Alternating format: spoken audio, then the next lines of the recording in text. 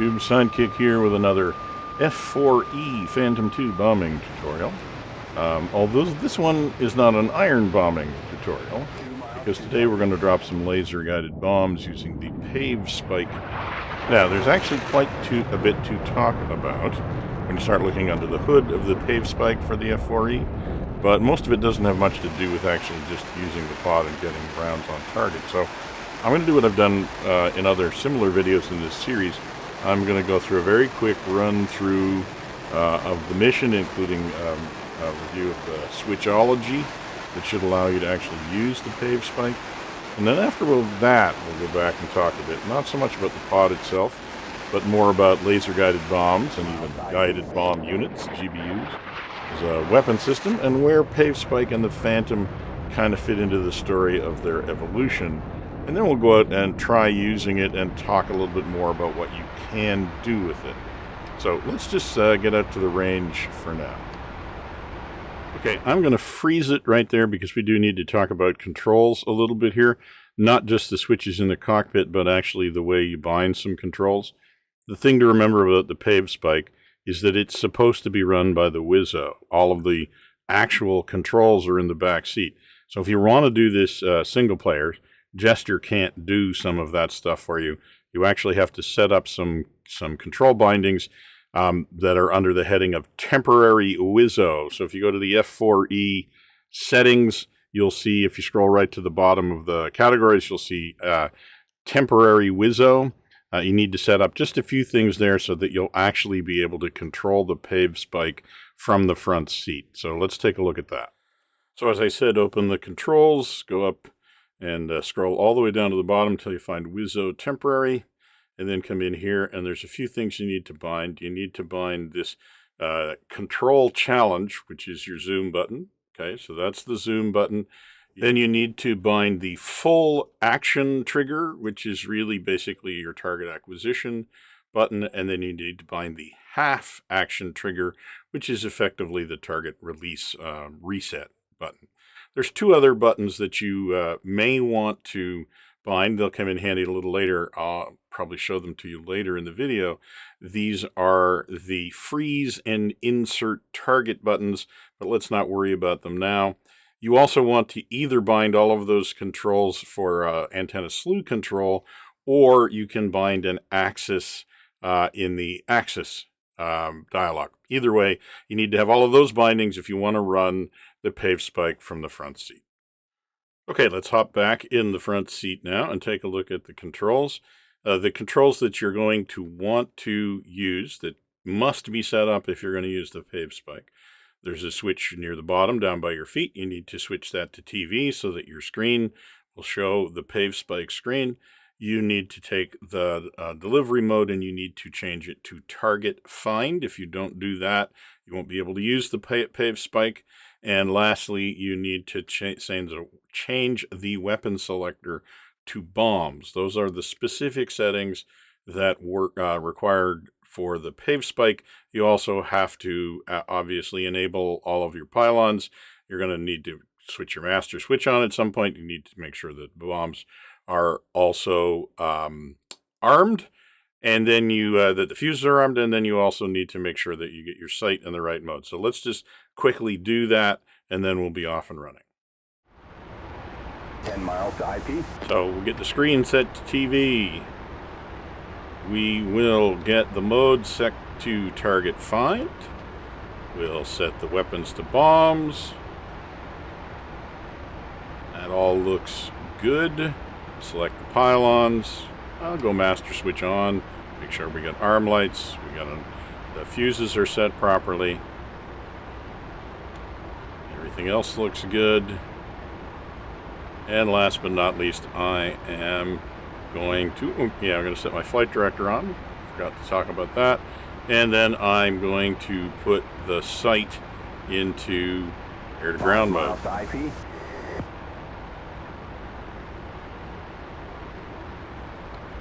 Okay, you'll notice that when I switch it to air-to-ground that the picture on the Pave spike doesn't change. The Pave spike is not strictly slave to the sight. It's more that when you have the sight on bore sight, it and the Pave spike are looking at the same thing, which is kind of an important distinction if you're going to go trying to find a target. So now we just passed our IP. So now we're going to roll in, and basically I'm going to be looking at the reticle. I'm going to try to put the reticle over where I know the target is on the range. I'm going to be looking for that big white building on the range, the one we use all the time. And once I'm there, I'm going to lock the Pave spike by using the full action button. Well, first I'm going to zoom in, and then once I get it close, I'm going to lock it. And once I lock it, I can stop flying the aircraft and I can watch the Pave spike. Now you see I've got two lines on the screen. The bottom line is what they call the T0 line, and the other line is called the time to go line. Now I basically just have to get the Pave spike where I want it to be while I'm also flying the aircraft at the same time. Once I've got it basically lined up, so now I've done the Wizzo's job while sitting in the front seat.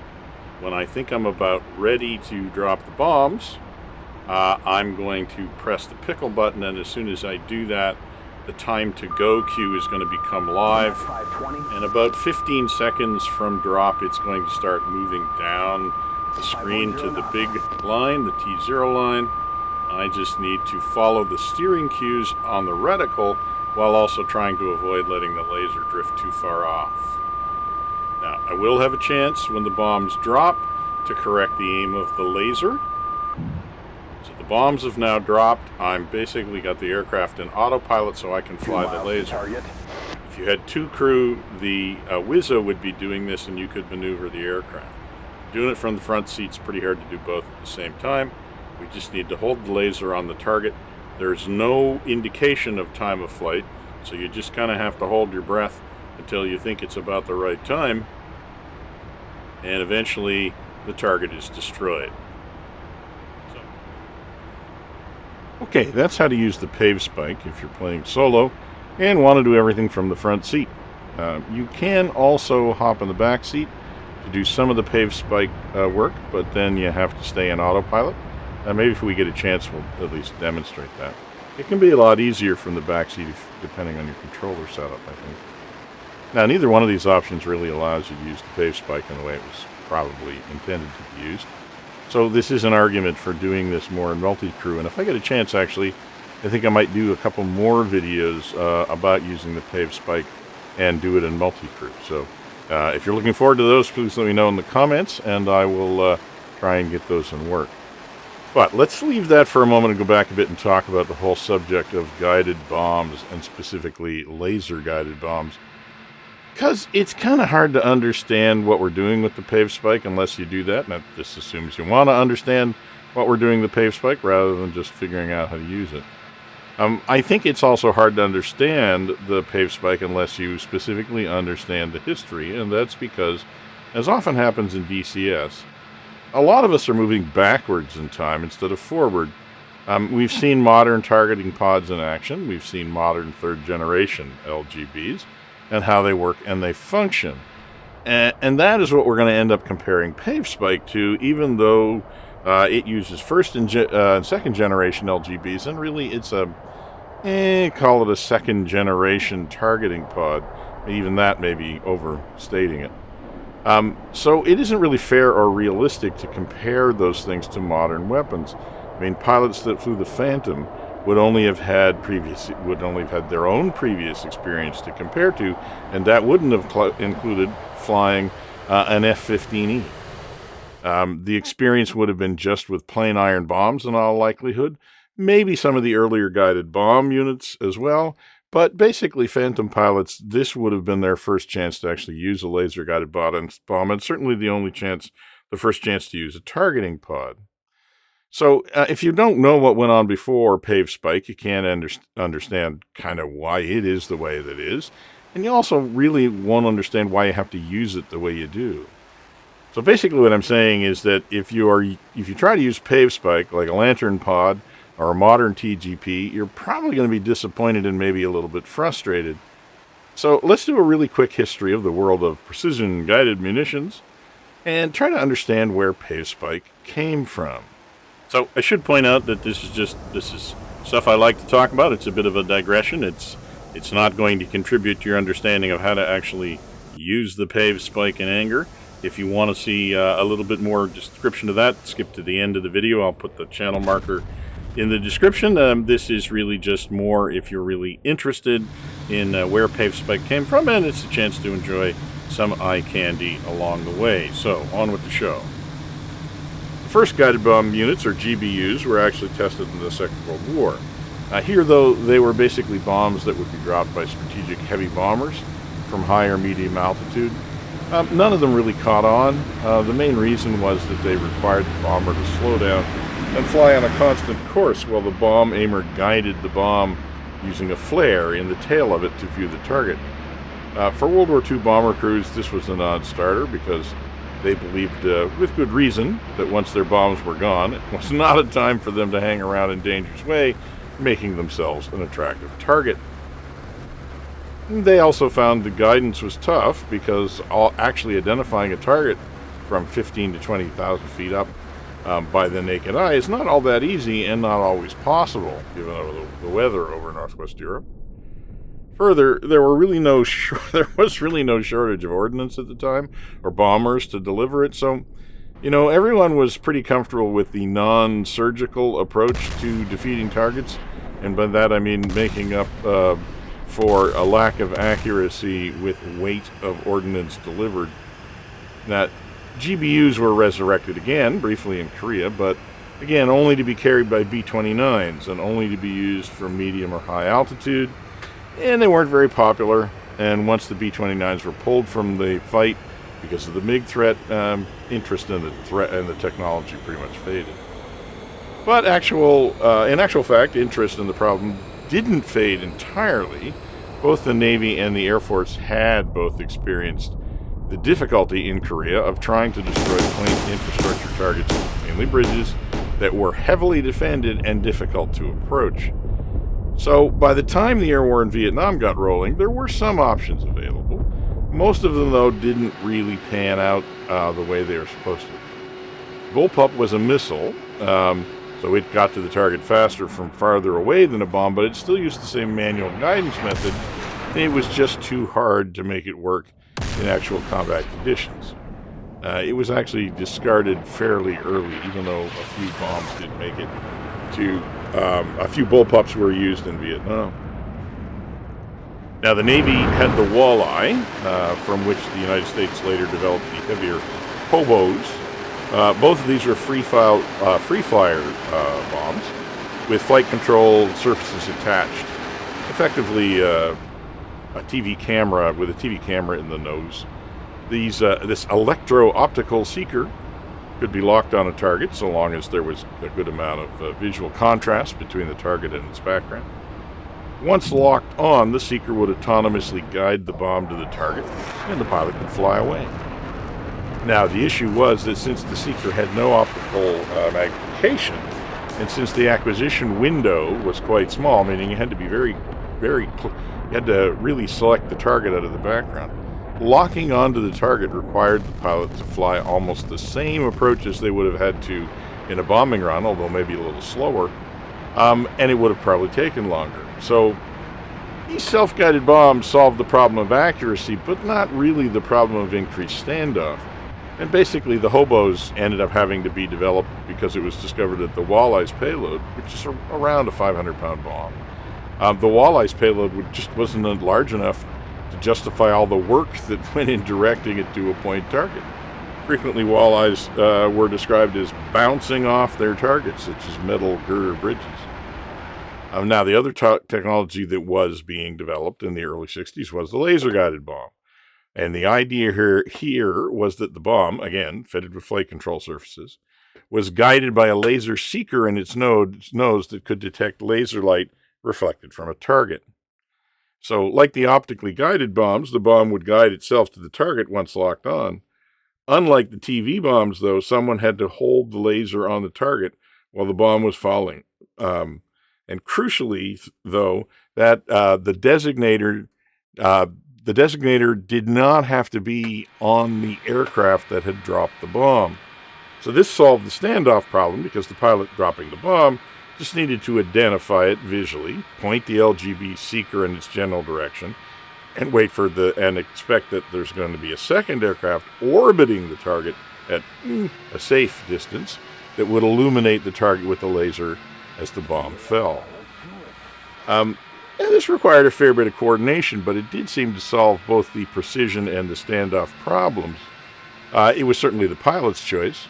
It was introduced at the very end of Rolling Thunder in 1968. But by the end of the conflict, over 28,000 laser-guided bombs had been dropped in Vietnam, and they reportedly hit their targets about half the time, 50% of the time.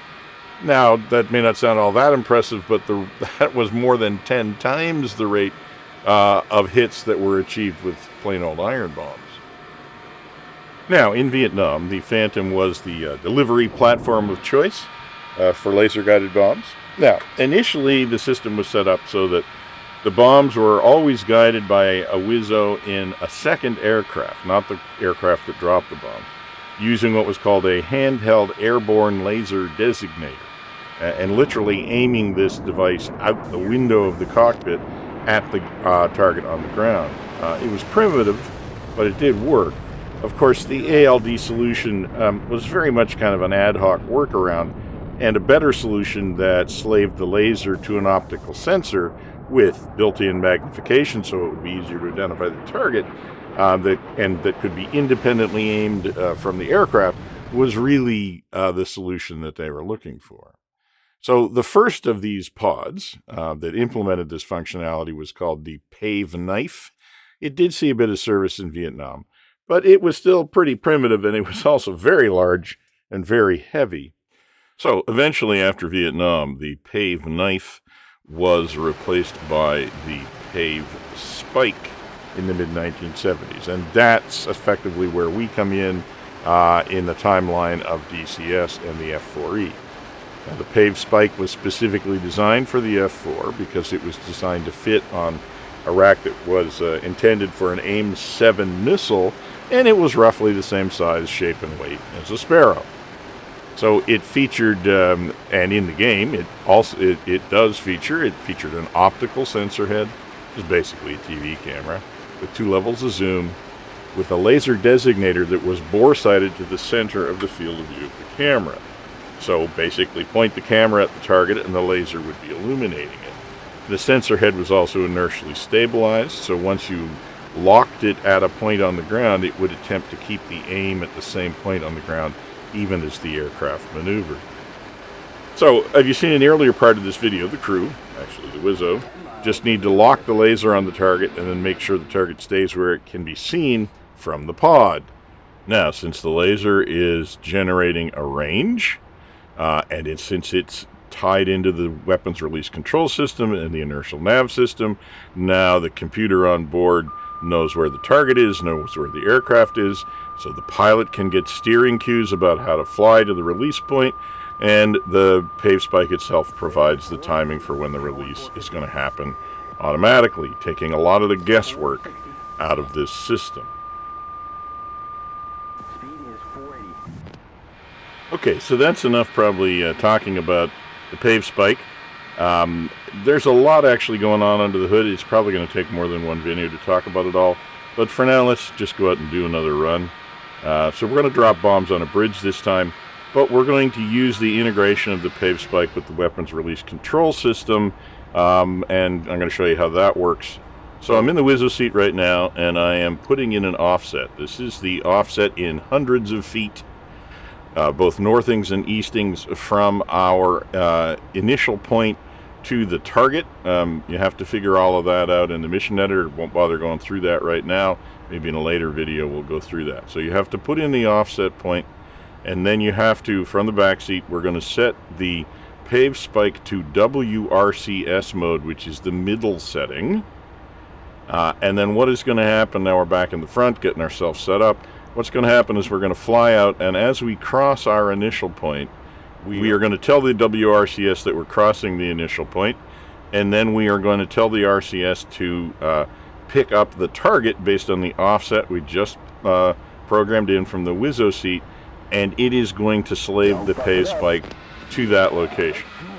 Okay, that's a fairly quick description of what's going to happen. let's just get flying out there and take a look at how all of this works. So for a little bit more background, the Pave spike has 3 settings in terms of how it will be aimed by default. So there are 3 settings on that switch in the Wizzo seat. One is called 12 Viz, which is basically looking out the 12 o'clock view. So that means essentially the Pave spike is slaved in the 12 Viz position. It's slaved to the caged position of the sight in the front of the aircraft. So if you set the sight to caged, that is what the Pave spike will be looking at. I keep emphasizing that it's the caged position because it's a couple of degrees below the 0 line. So if you put it in air to ground, your sight will be a little bit higher than where the Pave spike is looking. But if you put the sight in cage, it will be bore sighted to the Pave spike. Now you can also change the air to ground reticle setting. You can depress the reticle, but you can't do that when you're in target find mode.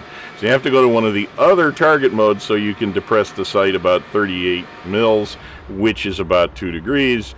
So anyways, all of these little complications in the F-4E, take my word for it. If you cage the sight, the Pave spike in 12 Viz points down the middle of your sight, but then you'll need to go to air to ground mode if you want to get the steering cues. So again, all of that gets a little bit complicated. I'll go through that in another video a little bit more carefully.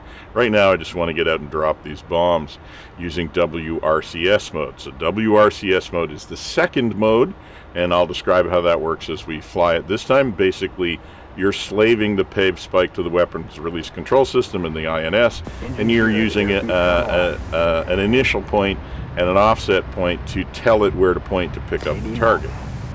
The final sighting mode is something that's called 9 Viz, and this is basically looking at the 9 o'clock of the aircraft off the wingtip.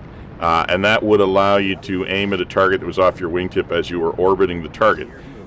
So far I've tried that. It's pretty hard to use, but I'll keep practicing with it a little bit, see if we can actually do an example of that in a later video. But I think it's probably the least useful of the 3 modes, sighting modes of the Pave spike. So you can see also the way we're using the Pave spike. It's a very F-4E kind of thing. Things that are now automated in a modern jet have to be done manually with a switch throw in the F-4E, and that's what's so fascinating about flying the F-4E, is you can literally see how things evolve. Things that, required the crew to know a lot of what they were looking at, required really that second crew member to be running the system. A lot of that stuff got automated as we went forward in time, to the point where now something like a targeting pod can be run by a single crew member. It absolutely couldn't when you're using the Pave spike. You can fake it in the front seat by pretending to be the Wizzo a little bit, but you can't really fly it to its maximum potential without 2 crew members. So definitely going to have to make some videos where we have 2 crew members to show how the Pave spike really would have shone when it was on the F4. So as you can see now, we're in a situation where the Pave spike is bore sighted to my caged sight as we're approaching the IP. If I was sitting in the back actually running this as the Wizzo, I would probably have the switch set to WRCS, which would mean that the Pave spike would be looking straight down, and I'd be trying to identify the IP as we flew over it. Use a river or something like that. But since Jester's controlling it, he's aiming it straight ahead. I've switched to air to ground mode, so now I can get my cues. Now, but still, as we approach the IP, what I'm going to do is just watch my horizontal situation indicator to tell me when I'm passing the IP, which is right there. So as I pass the IP, I pressed the Wizzo temporary freeze button, which basically logs the current aircraft position as being the IP.